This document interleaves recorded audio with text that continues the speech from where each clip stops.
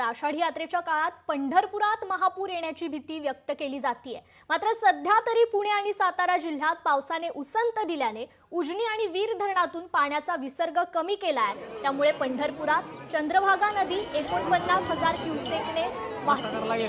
याचाच आढावा घेतलाय आमचे प्रतिनिधी अभिराज उभाळे यांनी।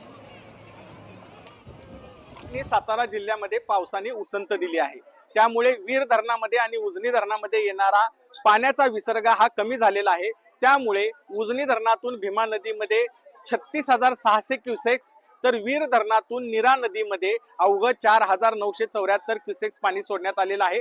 आषाढी यात्रेचा काळ आहे आणि या काळामध्ये चंद्रभागा नदीला पूर येऊ नये याची काळजी जिल्हा प्रशासनाने तंतोतंत घेतली आहे।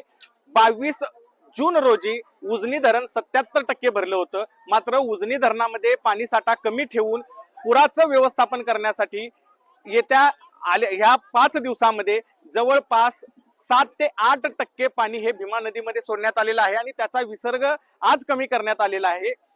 28 तारखेपासून उजनीतला भीमा नदीमध्ये येणारा पूर्णतः विसर्ग कमी करून आषाढी यात्रेमध्ये भीमा नदीमध्ये चंद्रभागा नदीमध्ये वारकऱ्यांना पवित्र स्नान करता येईल, वाळवंटामध्ये भजन कीर्तन करता येईल यासाठी प्रशासनाने सर्व शर्तीचे प्रयत्न केले आणि त्याला कुठेतरी यश येताना दिसते।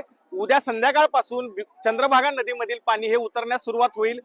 जे पाण्याने वेढलेली मंदिरं होती ती देखील दर्शनासाठी मोकळी होतील असं एक शक्यता व्यक्त केली जात आहे। एकंदरीतच पालकमंत्री जयकुमार गोरे आणि जिल्हाधिकारी कुमार आशीर्वाद यांच्या प्रयत्नांना कुठेतरी यश येताना आता दिसत आहे।